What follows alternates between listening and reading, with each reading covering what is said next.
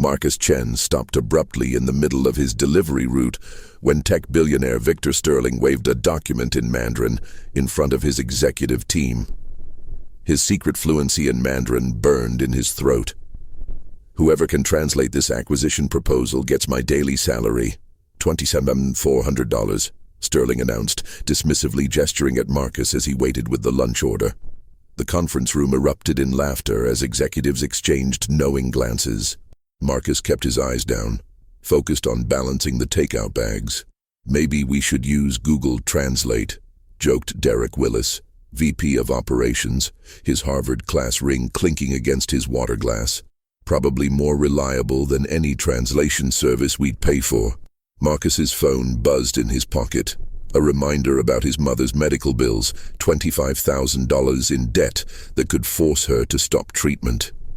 $27,000, the exact amount that separated dignity from desperation. His fingers closed around the jade translator pen he carried in his pocket, his father's last gift, a hidden skill, a denied inheritance, a chance opening before him. Would revealing his true identity to those who ignored him bring salvation or just more humiliation? The question hung in the air like a prophecy as he left the room, invisible once more. Marcus hadn't always been invisible. 15 years ago, he was the bright-eyed 8-year-old who impressed his teachers by effortlessly switching between 3 languages. His Chinese mother, Min, met his Dominican father, Raphael, during an international student exchange in Boston. Their love story flourished despite cultural differences, united by a shared passion for languages and education. Words build bridges between worlds, Raphael would tell Marcus in his gentle voice while teaching him to write characters that danced across the page. By age 10, he could translate conversations between his Chinese grandparents and Dominican relatives, earning proud smiles from both sides of the family. The jade translator pen had been his 13th birthday gift, fresh and heavy in his palm, its smooth surface interrupted only by carved characters that read, "Knowledge illuminates." 3 months later, Raphael Chen was laid off from Sterling Enterprises during strategic restructuring. After 15 years developing the company's Asian market partnerships, he was dismissed with severance that barely covered 2 months' rent. Health insurance vanished overnight. When his persistent cough revealed stage 4 lung cancer, medical bills piled up faster than rejection letters from job applications. Marcus remembered the night his father returned from an interview at a competing firm, his face pale. "They can't hire me," he whispered to Min. "Sterling has me blacklisted across the industry. Something about proprietary knowledge."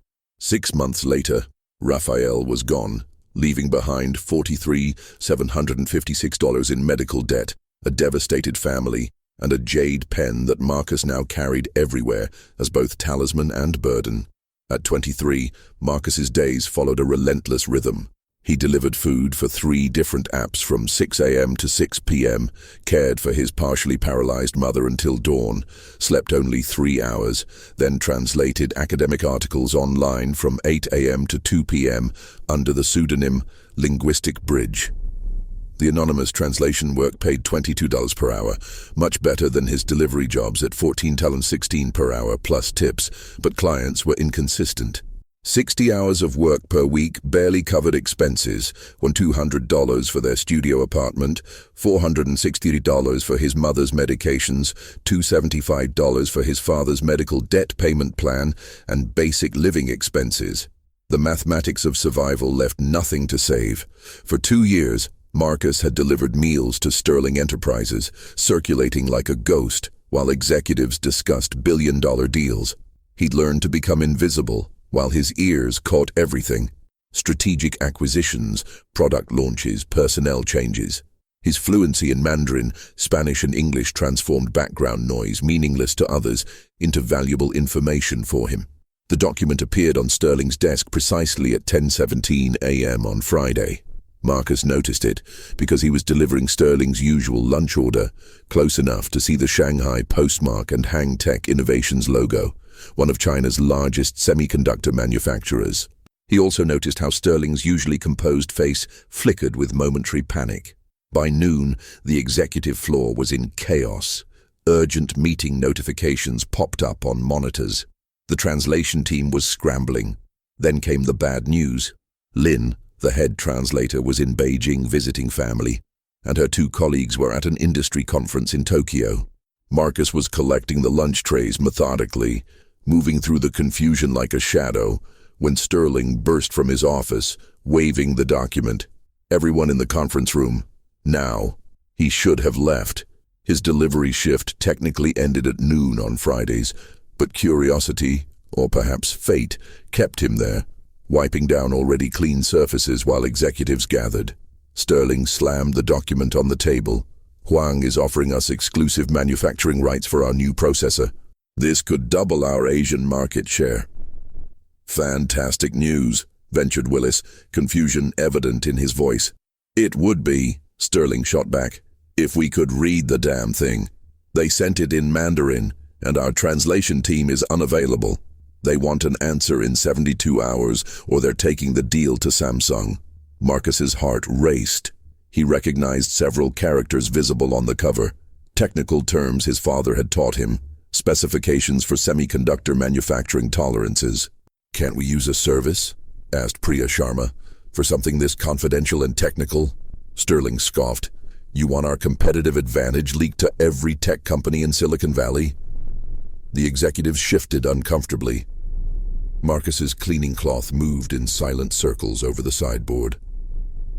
I'll make it worth someone's while, Sterling continued, his voice taking on a theatrical tone as he noticed Marcus's presence. Translate this 30-page proposal accurately in 48 hours, and I'll give you my daily salary. That's $27,400. The room fell silent. Then Willis laughed, and the others joined in nervously. Maybe even the delivery boy could try, Sterling added, gesturing toward Marcus, though I doubt they teach Mandarin in driver's ed.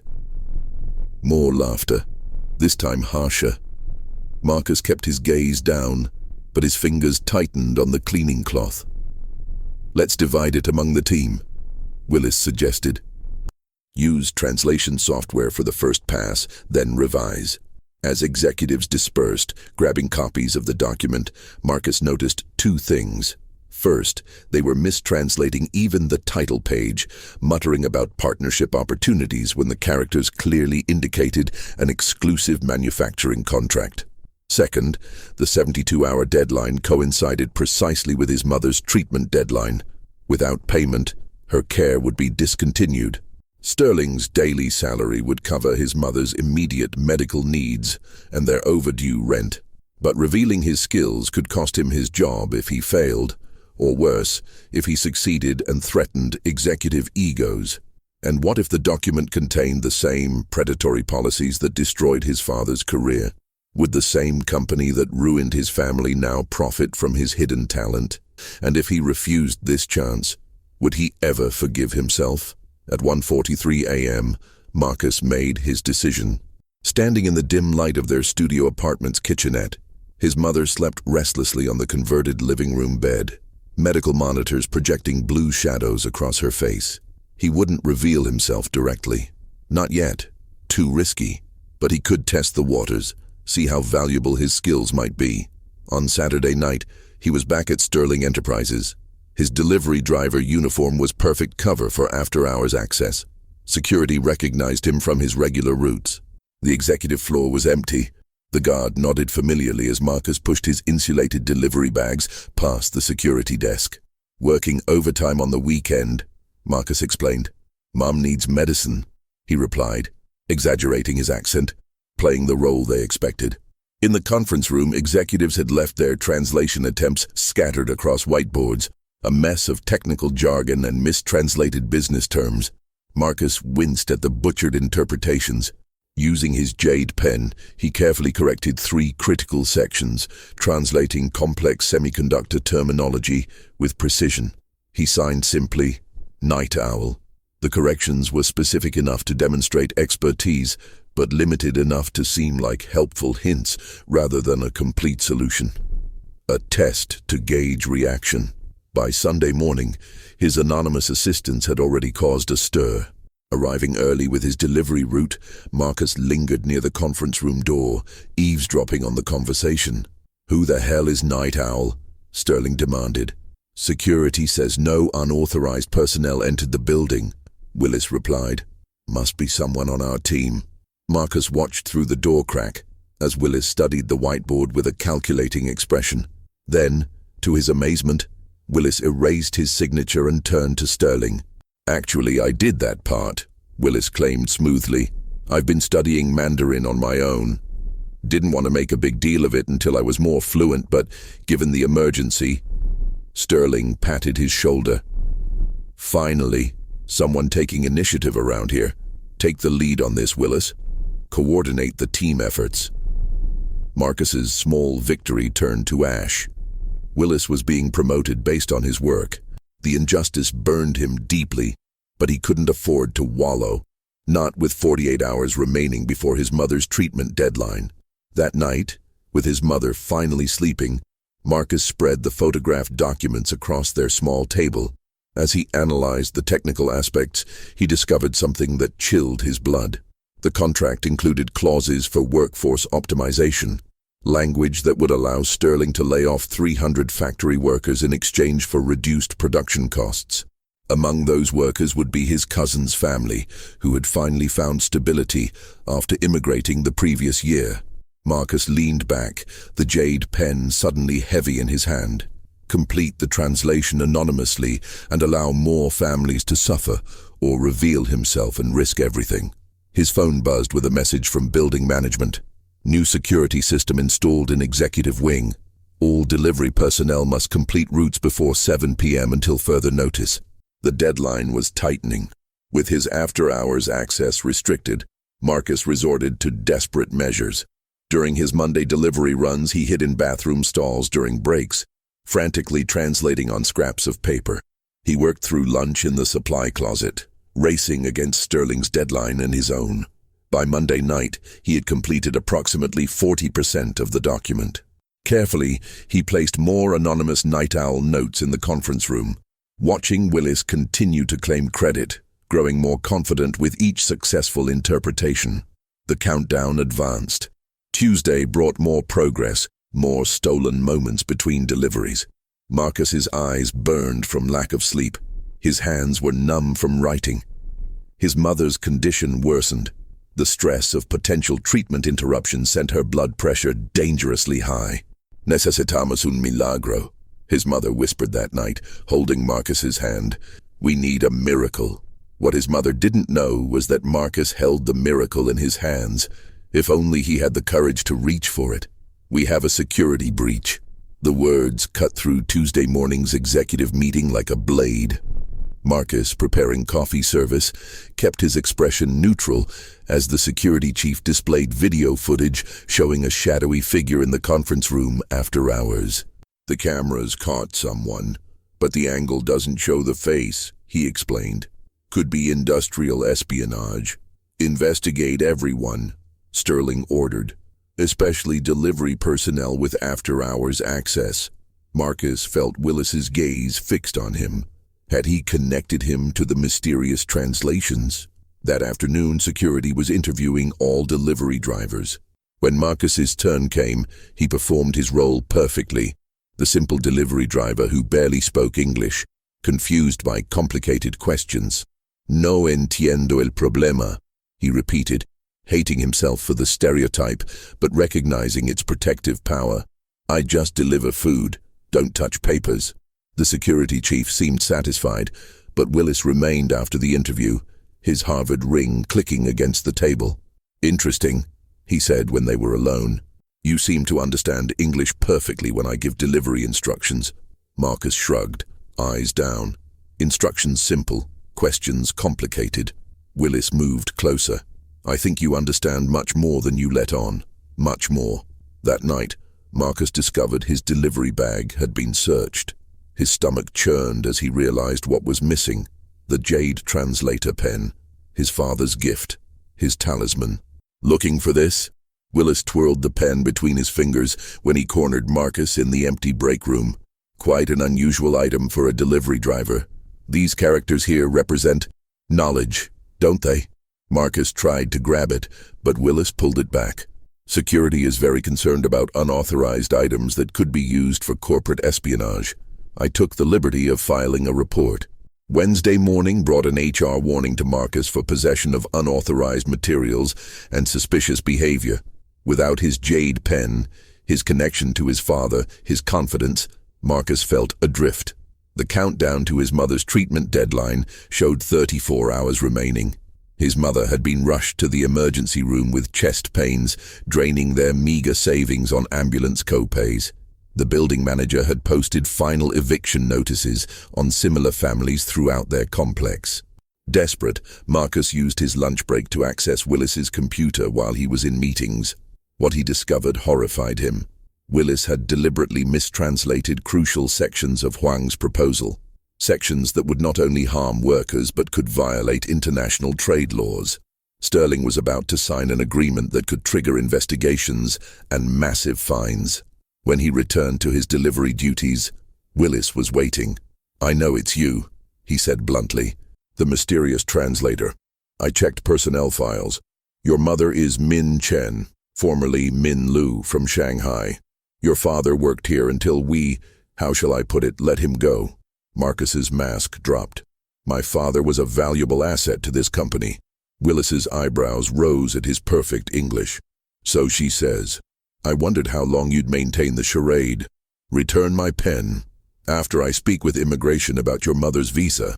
Willis countered. "Expired, isn't it? Since your father's death. Would be a shame if authorities were notified." The threat hung between them. Speak up and face deportation threats, or stay silent while hundreds lose their livelihoods and Sterling Enterprises commits corporate suicide.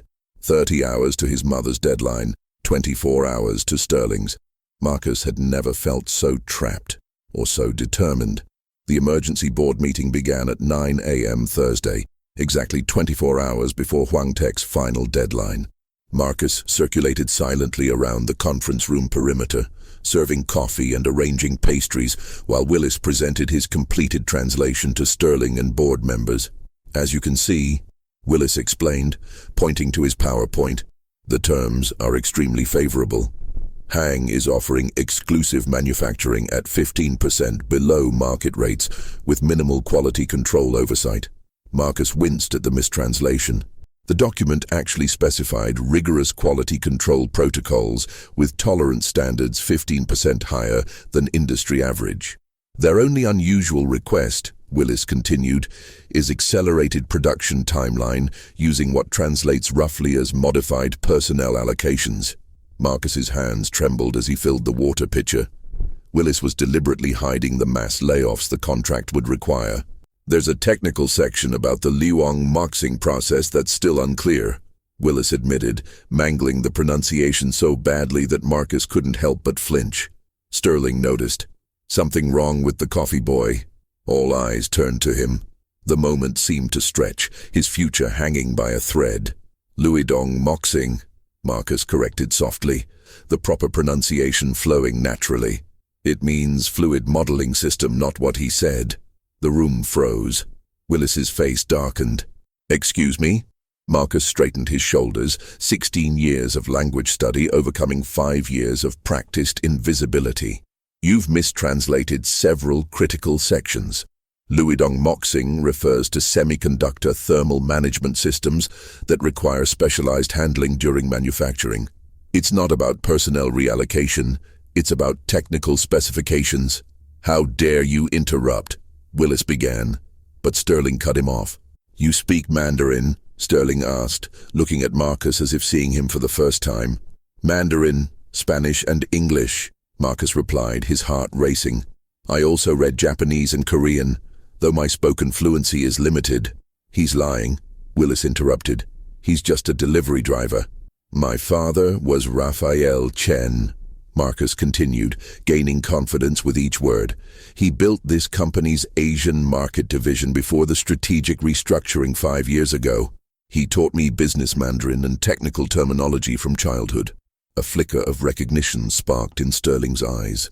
"Chen, I remember him." "This is absurd," Willis protested. "He's probably working for our competitors." "Check my credentials," Marcus challenged, pulling out his phone to show his translationbridge.com profile. I work under the username Linguistic Bridge. I have a 4.98 rating with over 400 completed academic and technical translations, specializing in engineering and business documents. Sterling took his phone, scrolling through the impressive client list and testimonials. His business instincts clearly warred with his prejudices. Mr. Willis, your translation mentions nothing about quality control protocols, Marcus continued, addressing the board. It also omits the fact that Hangtech is requiring you to lay off 300 production workers as a condition of the deal, which would violate 3 separate labor agreements you've signed. Board members murmured, looking between Willis and Marcus. That's preposterous, Willis stammered. It's impossible. Page 16, paragraph 4, Marcus recited from memory. The contract terms clearly stipulate that Sterling Enterprises must implement workforce reduction measures of minimum 300 positions within 60 days of contract signing. I can read the entire section word for word if you'd like. Sterling watched him for a long moment, calculation replacing surprise. You claim you can translate this entire document accurately? I've already translated about 60% of it, Marcus admitted. I was leaving anonymous notes to help, the ones Mr. Willis has been taking credit for. Willis's face reddened as all eyes turned to him. You were the night owl? Sterling asked. Marcus nodded. A slow smile spread across Sterling's face. Not a warm smile, but predatory, recognizing opportunity. My offer stands, he said. Complete the full document translation by tomorrow's 9 a.m. deadline, and my daily salary is yours. $2,400. I want it in writing, Marcus shot back, surprising himself with his boldness. And I want my pen back. Your pen? Sterling frowned. My Jade translator pen. Mr. Willis confiscated it yesterday and filed it as suspicious material. All eyes turned to Willis, who reluctantly pulled the pen from his jacket pocket. And I want a written contract guaranteeing continued employment regardless of translation outcome, Marcus added, with a confidentiality clause protecting my mother's immigration status. The room fell silent at his audacity. Sterling watched him with new interest, perhaps even respect. Draft the agreement, he finally instructed his assistant, and provide Mr. Chen with whatever resources he needs. As soon as the jade pen was returned to his hand, Marcus felt its familiar weight, cold, solid, comforting. The countdown resumed in his mind. 18 hours to complete the remaining document, while his mother risked losing treatment in 36 hours. For the first time in years, he was visible, for better or worse. Marcus worked through the night in a small conference room they designated for him, powered by adrenaline and vending machine coffee. His fingers flew across the keyboard, the jade pen in his hand guiding him through complex technical terminology and subtle cultural nuances that machine translation could never capture. By 3 a.m., his eyes burned. Characters began to blur on the page. He'd completed nearly 85% of the translation, carefully noting discrepancies between what Huang Tech actually offered and what Willis had claimed. The truth lay somewhere in the middle. Not as rosy as Willis painted, but not as exploitative as he'd initially feared. The workforce reduction was suggested, not mandatory, and Hang had included provisions for retraining programs. His phone buzzed with a message from his neighbor watching his mother at the hospital. Doctors want to keep her another day, need $2,200 deposit for continued treatment. Marcus rubbed his temples. With 30 hours until treatment deadline and 6 hours until translation deadline, he allowed himself a moment of hope. Sterling's money would solve the immediate crisis. He could negotiate with landlords, pay the hospital, maybe even find better housing near medical centers. He rested his head on his arms for just a moment. The sound of coffee splashing across the table jerked him awake. Marcus gasped as hot liquid spilled across his handwritten notes and pooled around the laptop keyboard. Oh, how clumsy of me. Willis stood over him, empty coffee cup in hand, false concern plastered across his face. I was just bringing you fresh coffee. You looked so exhausted. Marcus jumped up, frantically trying to blot the liquid with tissues. The laptop screen flickered and went black. My translation, he began, panic rising. Don't worry, Willis said with a smile that didn't reach his eyes. I took the liberty of transferring your digital files to my secure hard drive for safekeeping. Can't be too careful with sensitive material. Give them back, Marcus demanded, his voice steady despite his racing heart. I would, but unfortunately there seems to have been some kind of corruption. A technical glitch. He shrugged. These things happen.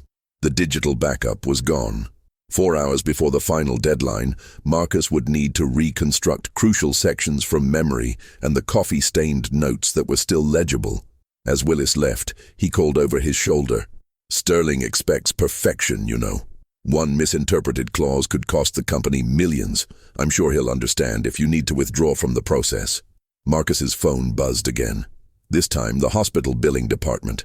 Without immediate payment, his mother's treatment would be discontinued at noon. He stared at the ruined papers, the dead laptop, feeling the walls closing in. 3 hours of work lost. Mother in the hospital. Treatment deadline looming. Willis had outmaneuvered him at every turn. For a moment, he considered giving up, walking away, finding another delivery job somewhere Sterling and Willis couldn't reach him. Then his phone rang. It was the hospital. His mother's condition had worsened. They needed authorization for additional treatment. Marcus worked frantically, recreating translations from memory, his hand trembling around the jade pen. 2 hours passed. 3. As dawn broke, exhaustion overwhelmed him. His head drooped, eyes closing despite his best efforts. He woke to Sterling standing over him, Willis smirking behind him. The wall clock read 8:47 a.m., 13 minutes until the final deadline. I expected as much, Sterling announced, taking in his disheveled appearance, scattered papers, coffee stains. People should stick to their stations. Delivery drivers deliver, executives execute. It's why I'm rich and you're exactly where you should be. He turned to his assistant. Draft a termination notice. Clearly Mr. Chen violated company policy by accessing confidential documents without proper authorization. But our agreement, Marcus protested, was conditional on delivery, Sterling interrupted, and you failed to deliver. I can explain. Call Translation Pro, Sterling instructed Willis, ignoring him. See if they can start from scratch this afternoon. We'll have to ask Huang for an extension. Willis's triumphant expression said everything. Marcus sat paralyzed, watching his one chance to save his family crumble under corporate cruelty. His father's voice echoed in his memory. Words build bridges between worlds. But what happened when those bridges were deliberately burned? As Sterling turned to leave, Marcus's gaze fell on his delivery bag, where the corner of a notebook showed. His father's research journal. He'd brought it for reference, forgotten until this moment. Wait, he called out, new clarity breaking through his exhaustion. Sterling paused at the door, irritation evident. We're finished here. My father worked on exactly this technology, Marcus said, grabbing the notebook. The GX500 semiconductor series. He was part of the original development team before Hangtech acquired the patent. He flipped through the journal, finding his father's detailed notes on the manufacturing process, diagrams, specifications, testing parameters, information not even contained in the original documents because they assumed Sterling Enterprises already understood the foundational technology. These notes contain details about the thermal modeling system that aren't explained in the proposal because they're assumed proprietary knowledge. Marcus straightened, confidence returning. I can complete this translation with technical accuracy no translation agency could match. You have 10 minutes, Sterling said after a calculated pause. Marcus worked with renewed focus, his father's journal open beside him. The jade pen glided across paper with precision, filling gaps, clarifying ambiguities, noting technical specifications that Hang's document only referenced indirectly. Exactly at 8:58 a.m., he entered the boardroom where executives had gathered for Hang's video call. He placed the completed translation before Sterling, who examined it with skepticism. The video call is starting, his assistant announced. Sterling hesitated, his gaze alternating between Willis and Marcus. Mr. Chen, perhaps you should... I'll wait outside, Marcus said, turning to leave. Actually, said a voice from the screen, we'd prefer Mr. Chen stay. Everyone turned to the large display where Lin Hang, CEO of Hang Tech, appeared with his executive team. Beside him stood a familiar face, Mr. Jiang, his father's former colleague. "Mr. Chen," Jiang said in Mandarin, "it's an honor to meet Raphael's son. He always spoke of your linguistic gifts." Marcus replied in flawless Mandarin, his surprise giving way to understanding. "The honor is mine, Mr. Jiang.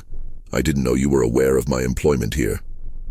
"We weren't," Lin Huang interrupted, "until our intelligence team noticed someone was accurately translating our proposal, which was purposefully complex. Few people could understand those technical terms." Sterling looked between them, not understanding the rapid Mandarin exchange.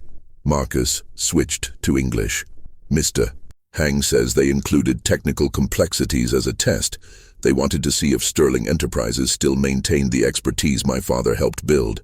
"And did we pass this test?" Sterling asked cautiously. "That depends," Marcus replied, turning back to Mandarin to address Hang directly.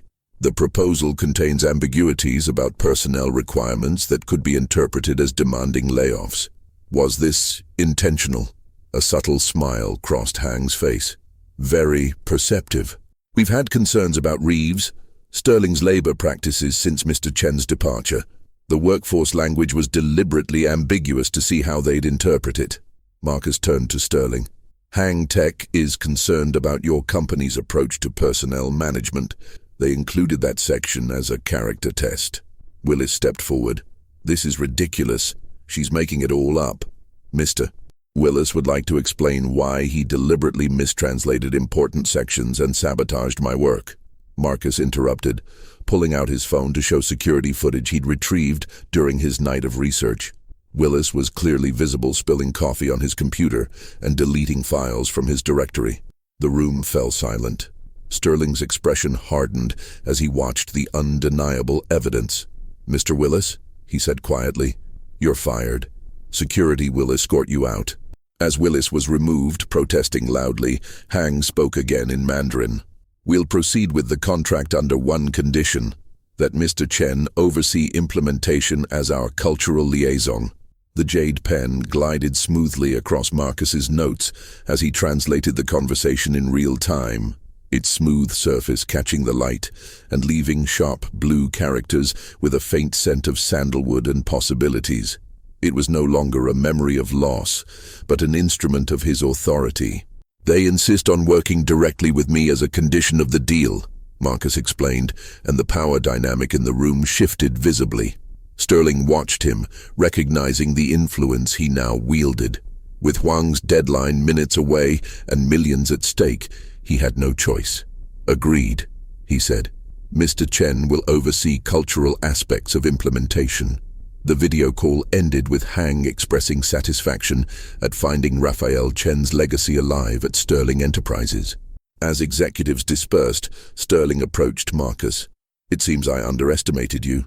"Many people do," he replied simply. "Our agreement stands." He wrote a check for $27,400, his daily salary, though it appears you've earned considerably more than that. As cameras recorded the official contract signing for company archives, Hang made one final email request, a $50,000 signing bonus specifically designated for Marcus Chen's cultural consulting services. With $77,400 in hand, enough to save his mother's treatment, prevent eviction, and provide financial breathing room for the first time in years, Marcus finally allowed himself to breathe. The jade pen rested in his hand, no longer a burden from the past, but the key to his future. 6 months later, Marcus sat in his new office as Director of International Relations at Sterling Enterprises. Floor-to-ceiling windows offered a view of the city where he'd once felt invisible. His desk, polished walnut rather than the pressed material used for lower-level employees, held a framed photo of his mother, who now received specialized care at a clinic near their new 2-bedroom apartment. His first official act as director was establishing a scholarship fund for employees' children in honor of his father and implementing comprehensive review of the company's layoff policies. The second was rehiring workers from his community with proper benefits and training materials in appropriate languages. The contract he negotiated with Hang Tech increased Sterling's Asian market share by 32% in 2 quarters. Board members who'd once ignored him now addressed him as Mr. Chen, with the same deference once reserved for Sterling himself. Even Victor Sterling developed grudging respect for him, not from any moral awakening, but from simple profit arithmetic. His cultural insight and linguistic precision opened doors previously closed to the company. As Marcus prepared for the monthly board meeting, his assistant knocked gently. "Your mother's physical therapist called. The improvements continue progressing faster than predicted." "Gracias," Marcus replied, allowing himself the small pleasure of using Spanish openly in corridors where he'd once hidden his multilingual identity. His phone chimed with a calendar reminder, monthly board meeting in 15 minutes. 6 months ago, he'd been invisible in that room, delivering lunch orders while executives made decisions affecting thousands of lives. Today, he'd present his international expansion strategy, a plan projected to create 450 new jobs and increase company value by 18%. As he gathered his materials, his gaze fell on a framed newspaper clipping beside his father's photo. The business section headline read, "Sterling Enterprises stock soars with Asian partnership. New director credits immigrant father's legacy." The article highlighted his unusual rise from delivery driver to executive leadership, with analysts praising the company's unexpected talent discovery as a model for corporate diversity. What the article didn't mention were the other 28 support and maintenance staff promoted after Marcus implemented his Hidden Talents initiative, a company program encouraging employees at all levels to demonstrate their skills and background. While Marcus walked toward the boardroom, employees greeted him by name, some in English, others in Spanish or Mandarin. Each interaction, a small bridge between worlds. He carried his father's jade pen, not as a secret talisman, but as a visible symbol of his heritage and expertise. Board members stood when he entered, a sign of respect that still surprised him. As he prepared to present his vision for the company's future, Marcus thought about his mother, now taking online university courses to update her engineering credentials, and the delivery drivers who now looked him in the eyes instead of looking away. Visibility had its price. The scrutiny, pressure, awareness that he represented more than just himself in those rooms. But invisibility cost so much more. Wasted talent, silenced voices, bridges unbuilt. "Good morning," he began in 3 languages, watching approving nods from board members. Today, we'll discuss how embracing multiple perspectives transforms not just our culture, but our bottom line. Marcus clicked to his first slide, showing the 32% market share increase alongside 24% improvement in employee retention since implementing his initiatives. Numbers spoke loudest in boardrooms. "Talent doesn't always arrive in expected packages," he continued, "but companies that recognize it regardless of presentation gain competitive advantage. Let me show you how." The jade pen glided confidently across his notes as he guided company leadership toward a future his father could only have dreamed of. A future where bridges between worlds became highways of opportunity. Have you ever been underestimated? Ever had a moment where you finally showed your true worth, just like Marcus? Share your story in the comments below. I want to know how you transformed from invisible to indispensable. If you enjoyed this story of hidden talent and unexpected triumph, don't keep it to yourself. Subscribe to Beat Stories for more inspiring narratives that'll help you discover your own strengths. Hit like if you've ever felt underestimated and turn on notifications so you don't miss our weekly posts featuring life-changing stories. Remember, your next chapter might be just one brave decision away, just like it was for Marcus.